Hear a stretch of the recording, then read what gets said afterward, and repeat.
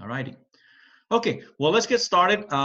What I'm going to be doing is I'm going to be switching between a PowerPoint slideshow and these papers that you see here. Like I said, when we switch to that screen, to the screen that says JDA camera, what I'm going to ask you to do is in your screen, pin that video so it'll blow up. Otherwise, you're going to see just a little tiny screen in there. All right.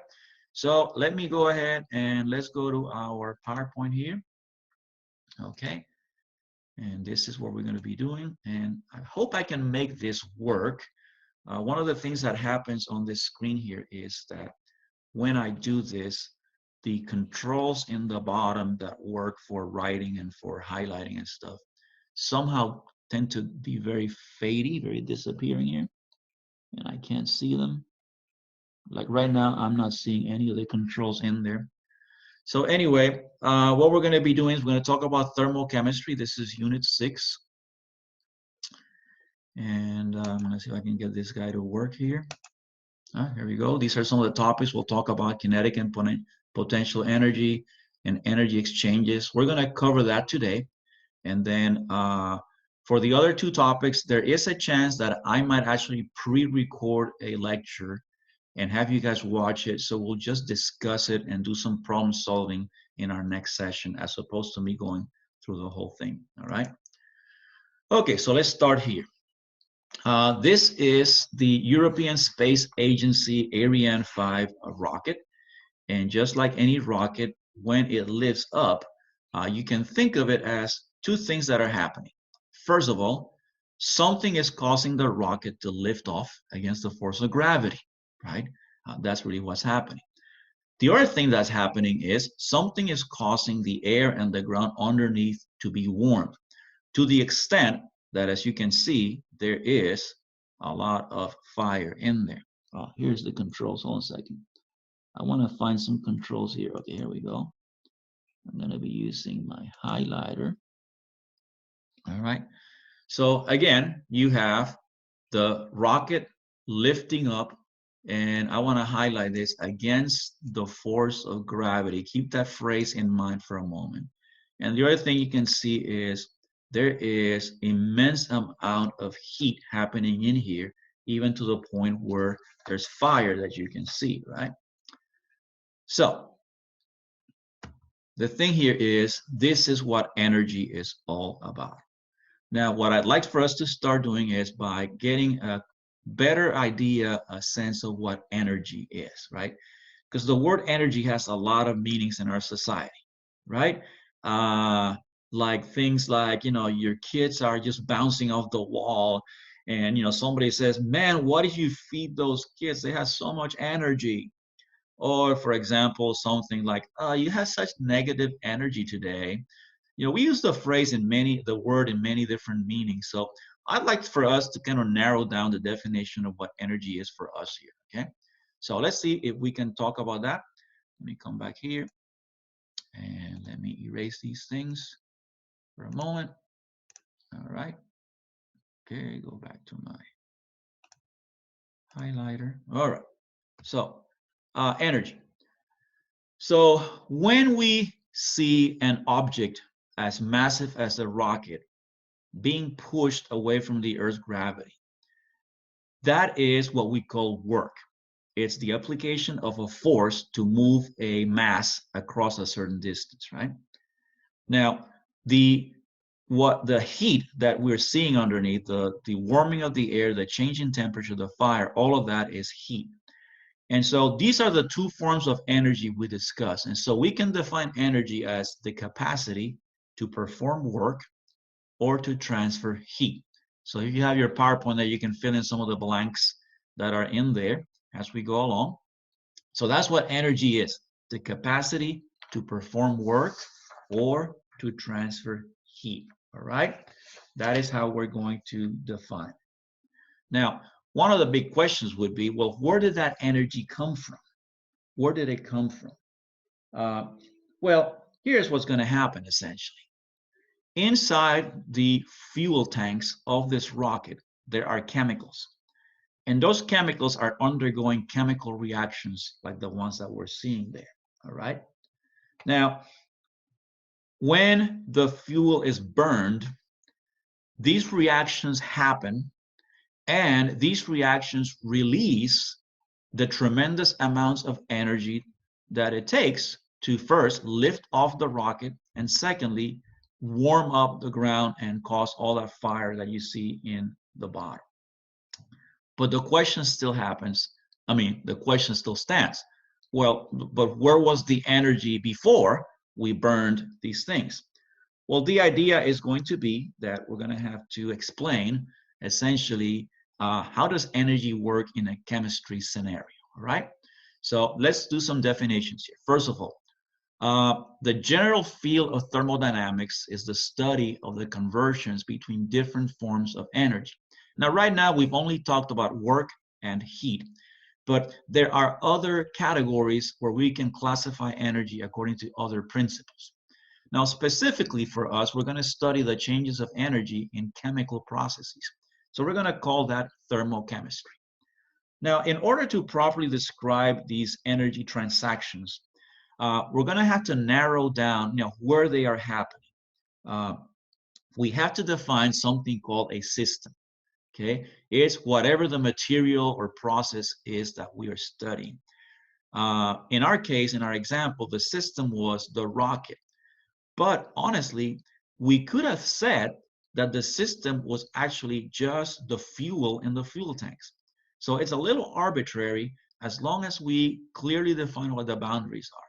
Now, once we've defined what the system is, then everything else that the system can exchange energy with, we're going to call that the surroundings. And so we're going to make up a little equation here. System plus surroundings equals the universe. Yes.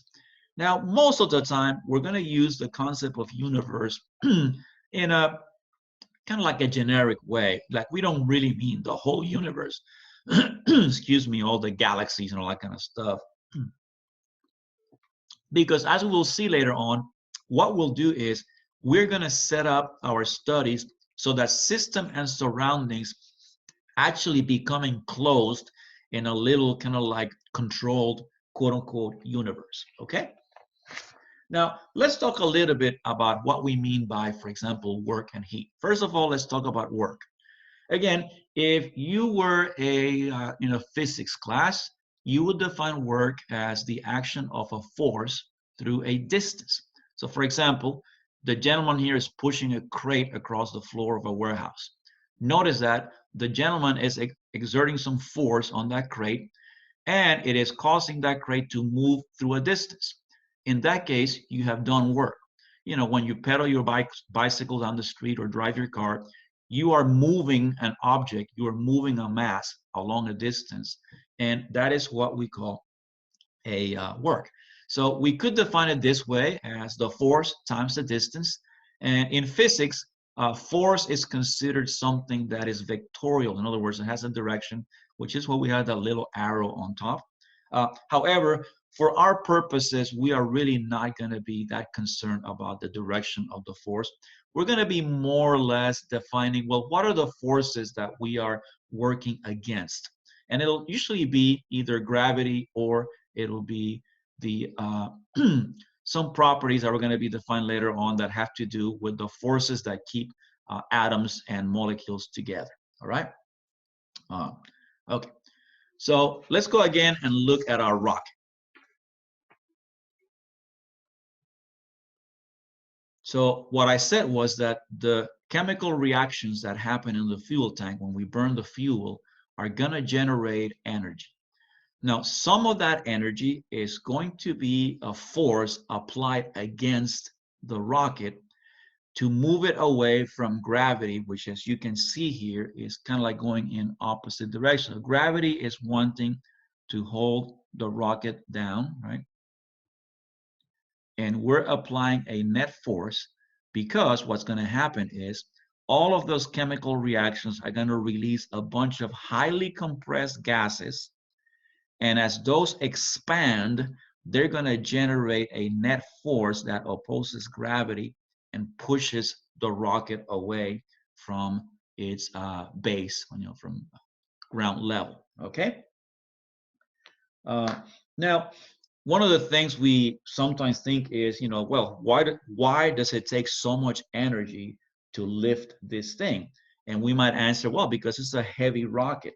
Uh, Now, understand that really, when we talk about something being heavy, what that means is that it is under the influence of a very strong force called the gravitational force. So essentially, you are talking about the particles in my system, which in this case is the rocket, and then the actual planet Earth with its gravity interacting there. All right. So what we're having to do is we are having to generate energy that forces the rocket, that generates a force that can move the mass of the rocket against the force of gravity. And the reason why I've been talking so much about this is because of the following. So let me erase these things here for a moment. All right, let me erase these things. And let's go to the next slide. Okay, these are the four fundamental forces of nature. All right, these are the four fundamental forces of nature. All right, we've been talking about the gravitational force, right? So let's go here. This is the gravitational force. That's the one we've been talking about. And essentially, this is a force that causes objects of a certain mass to be attracted to one another. Not in the scope of our talk here to explain how that happens. There are theories in physics as to how gravitational force occurs. Suffice it to say that we experience it all the time, especially when we try to get up and slam dunk a basketball or something like that. The second one is the electromagnetic force. And this is a force that is responsible for attraction between objects with opposite electric charges or the repulsion of objects of the same electrical charge.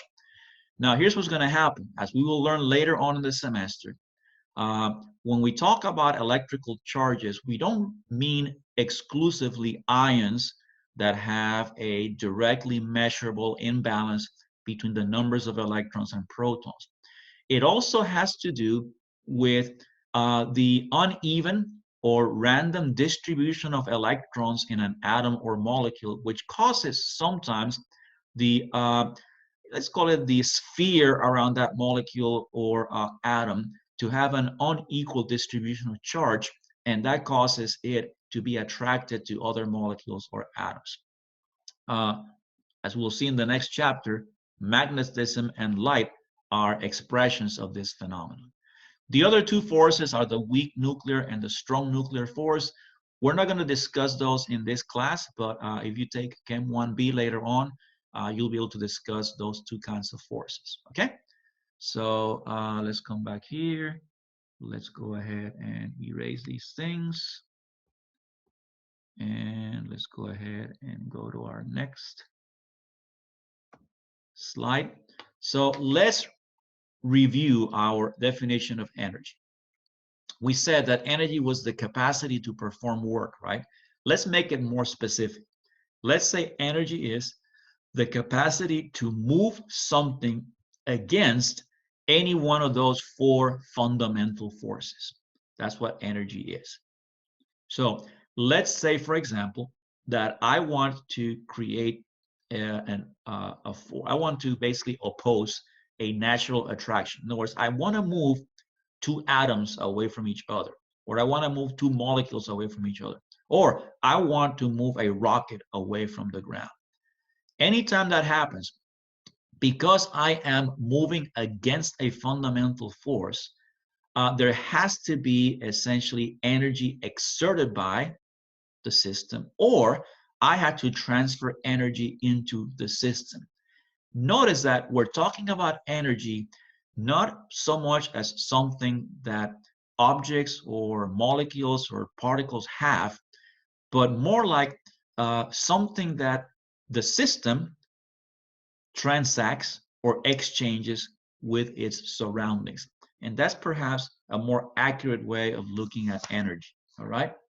Now, let's see what are some of the ways this happens, all right? So think about molecules and atoms. As we talked about in the previous chapter, the kinetic molecular theory can be applied pretty much, across the board, although we only applied it to gases.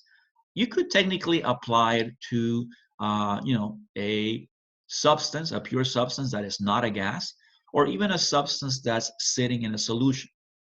So if you think about the possibilities, for example, you could say, let's take a molecule of water, which looks like an oxygen with a hydrogen on each side, and it has like a bent kind of shape. Notice that you could have like spring type of action between the hydrogen and the oxygen atoms, and also kind of like a bending along the angle between the H, the O, and the H. All of those are called vibration motions. You can also think of the molecule spinning around uh, and rotating in place, or translation, which basically means moving from one place to another.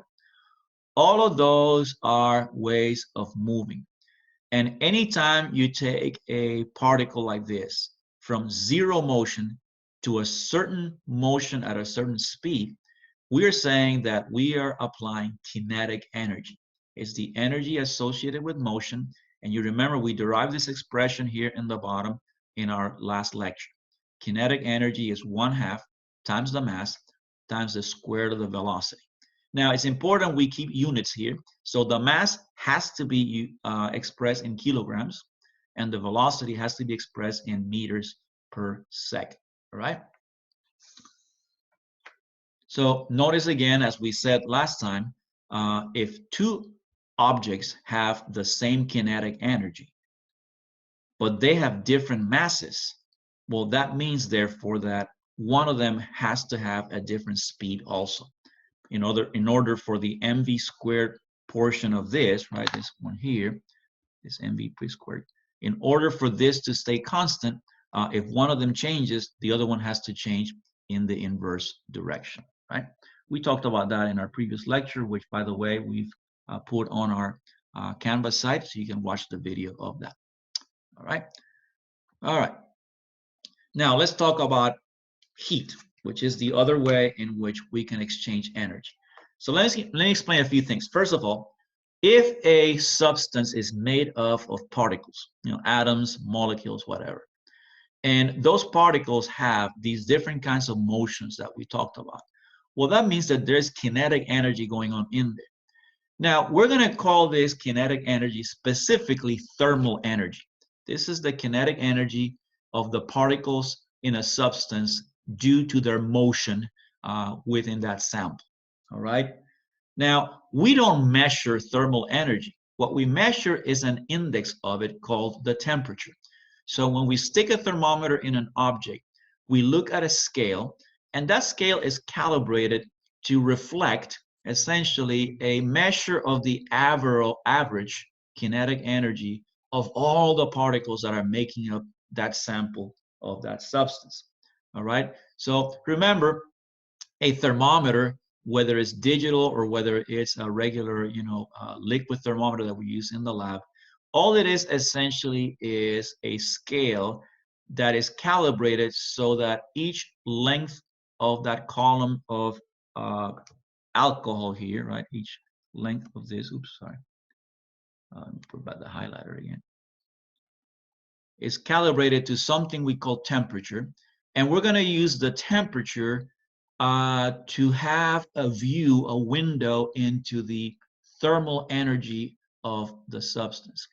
By the way, if you use what's called a digital thermometer, what you have essentially is a couple of metals of different kinds that are coiled around, and whenever there's a change in temperature, they either come together or they separate, and there's a chip that is associating those changes with a scale, and it displays digitally what the temperature is. Okay, just want to show you how these things work.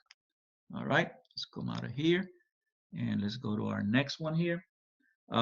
So very important, temperature is not the same as thermal energy. Temperature is an index of the average. it's kind of like a parallel scale that allows it to have a window into energy. So for example, let's say you have a coffee cup at 90 degrees, right? Straight out. I wish I had me one of those right now, but I don't.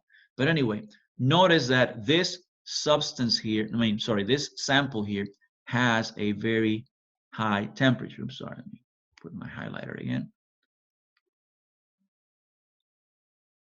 Notice that if I have a bathtub that is at 40 degrees, the temperature of that is much, much lower, right? However, because the bathtub has several, gallons of water in it, we would say that there's more thermal energy total in the bathtub than there was in the coffee cup. Now, here's the thing now. Let me erase those things. Here's something that's very interesting.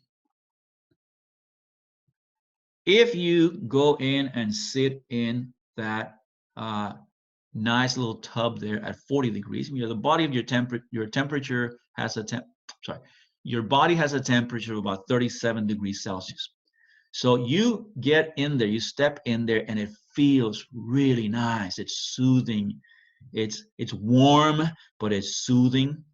However, if you were to spill some of this coffee, right? If you were to spill some of this coffee on your skin, it will burn you. In other words, temperature tells me essentially how much thermal energy this thing is capable of transferring. Remember, my body is at 37 degrees, so 40 degrees is not that much of a difference. So there's not a whole lot of difference in the thermal energy of this bathtub versus my body. But 90 degrees, that's a high temperature. That's very different from the 37 degrees Celsius in my body. So that means that where that little bit of coffee spill falls on my skin, it has the ability to transfer a lot more energy. And see, that's what heat is. We don't say that heat is energy that a substance has. We say that heat is the ability to transfer a certain amount of thermal energy between two bodies that are at different temperatures. That's why in the bathtub, I don't feel a lot of difference. I feel comfort because the difference in temperature between my body and the water in the bathtub is small, and therefore there's just a little bit of transfer of energy from the water into my body, enough to make me feel, comfortable. However, the coffee cup spill in a little portion of my skin, and notice that it doesn't transfer to the rest of my body, only to the local area where the coffee spills, and there's a huge difference in temperature between the coffee and that part of my skin. All right, let me give you an illustration to show you how this works, and you guys can think about this for a moment if you want, okay, as I go through the next little example here. Okay, let's say that I start with this. I have two chambers that are separated by a little barrier, okay? And they start at different levels, okay? Now, this is just water, okay? This is just water. What happens if I pull the plug out of there? What's going to happen? Think about it. Right. What's going to happen is water is going to flow from the left to the right because there's a difference in levels, and gravity pulls on the one on the left a little more than the one on the right. And so eventually they're going to level off so that they are at the same level. All right. So in the same way, if instead of these two representing two chambers, if instead of these representing two chambers, these were two objects, and instead of the levels of representing levels of water, they represented temperature. When two objects are in proximity and they start at different temperatures, they are going to exchange thermal energy until they arrive at the same final temperature. Okay, so that's the way energy works. So essentially then what we have is the following. Let me erase this again. I'm going to move on to the next one. So I think what I'm trying to convey to you is this idea that heat and work are not things that an object or a molecule or a sample possess. Heat and work are essentially the different ways in which an object can exchange energy with other objects. When that happens, though, there's a very important principle here called the law of conservation of energy. During any process, energy can be converted from one form to another, but it can never be created or destroyed, right? Now, this might remind you of something we talked about on day one. We call it the law of conservation of mass. We said that during any process, physical or chemical, the total mass is conserved. Well, in the same way, during any process, the total energy is conserved, although you can convert it between one form and another. And we're going to see some examples in a few moments. All right, so let's go back here to our rocket. We were asking the question, where did the energy come from here?